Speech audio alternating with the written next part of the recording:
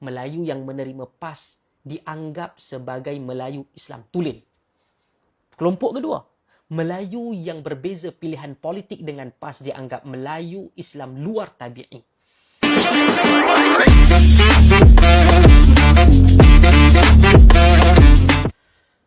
Bismillahirrahmanirrahim. Assalamualaikum warahmatullahi wabarakatuh. Sahabat-sahabat semua. Saya ada membaca tulisan terbaru Presiden PAS bertajuk Kaum dan Perkauman Mengapa Melayu Islam Memimpin Malaysia yang bertarikh 24 Julai 2026. Pada asasnya, tidak ada pertikaian besar pun dalam membaca artikel ini untuk kita menyatakan bahawa kepimpinan negara perlu mencerminkan sejarah, perlembagaan dan demografi bagi negara ini Malaysia. Tetapi masalah tulisan ini, ia cuba untuk menjawab satu ancaman yang tidak dapat dibuktikan sama sekali secara jelas, eksplisit apa yang sedang berlaku. Ia sekadar membina ketakutan seolah-olah kuasa Melayu Islam sedang dirampas, dicabut daripada mereka. Dan saya ingin bertanya kepada kita semua, pada sahabat-sahabat, dengan soalan secara terus terang. Kuasa mana yang sudah terlepas daripada tangan orang-orang Melayu dan orang-orang Islam di Malaysia ini? Kerana yang di-Pertuan Agong itu Raja Melayu beragama Islam. Sultan-sultan di negeri-negeri Melayu ialah ketua agama di negeri masing-masing. Perdana Menteri ialah tokoh Melayu Islam dan ketika ini adalah Yang Amat Berhormat Datuk Seri Anwar Ibrahim. Melayu dia, Islam dia. Kedua-dua timbalan Perdana Menteri juga datang daripada lingkungan kepimpinan Melayu Bumiputera dan mereka Muslim. Siapa? Pertama, Datuk Seri Dr. Ahmad Zahid Hamidi.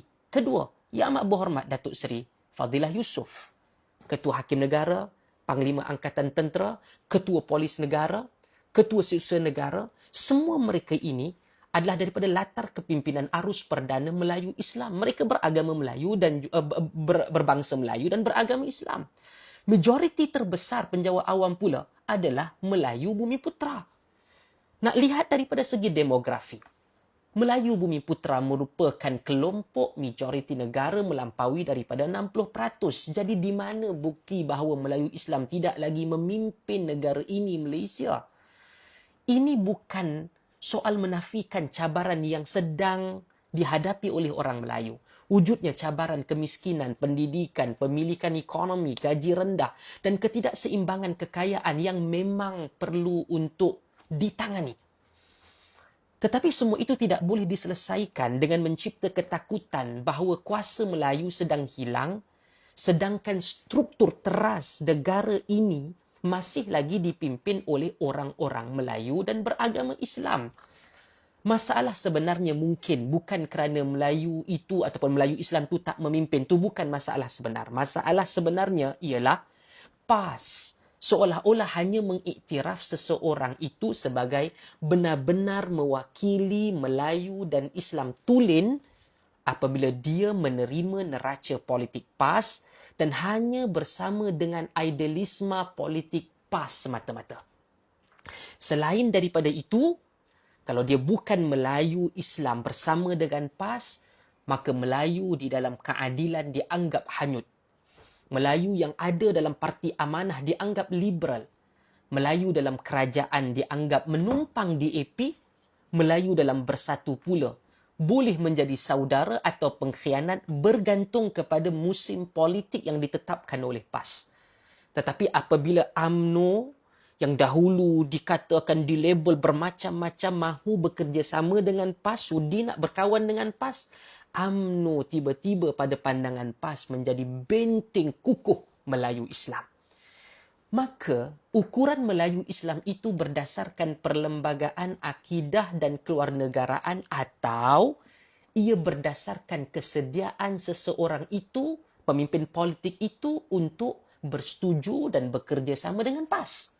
Itu letaknya persoalan yang perlu dijawab. Presiden PAS turut membawa deretan ayat-ayat suci Al-Quran dan hadis-hadis baginda Nabi SAW dalam artikel kali ini.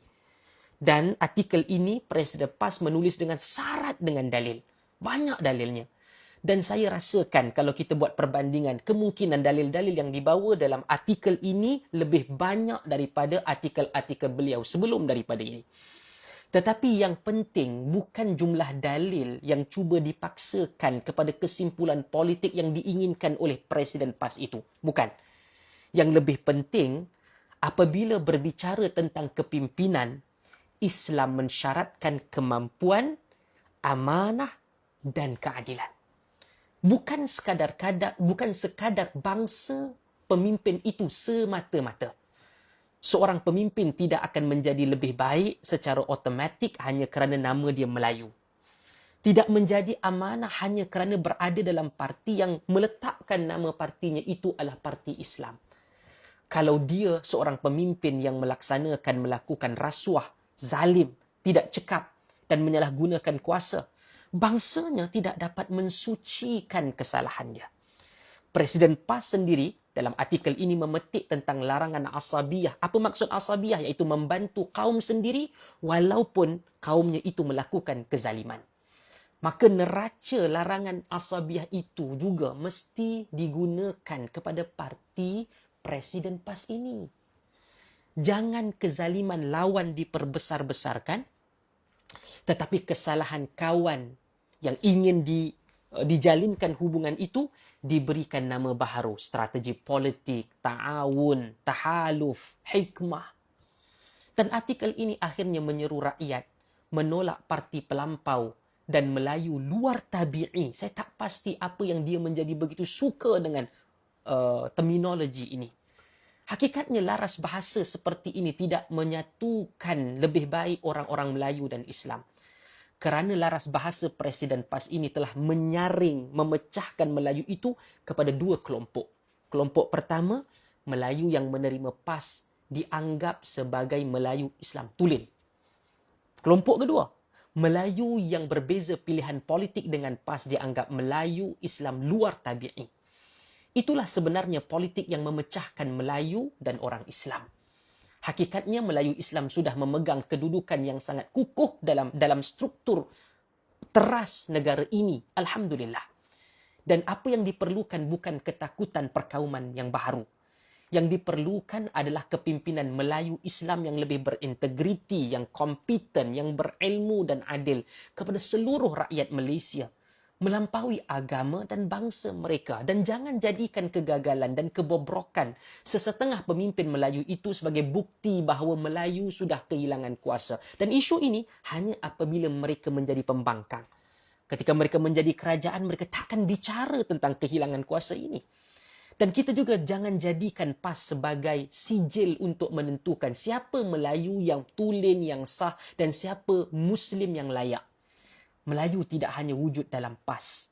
Islam juga tidak menjadi milik eksklusif PAS. Malaysia juga tidak akan menjadi lebih kuat dengan hanya menakut-nakutkan orang Melayu Islam bahawa mereka sedang kehilangan negara sendiri.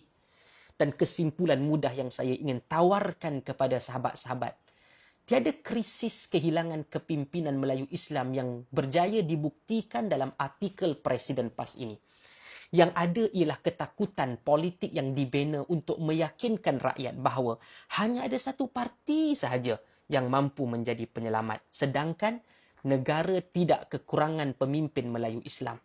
Negara ini kekurangan pemimpin yang berani berlaku adil, berani menolak rasuah secara terbuka dan berhenti menggunakan ketakutan perkauman dan keagamaan sebagai modal bagi menang dalam pilihan raya. Terima kasih.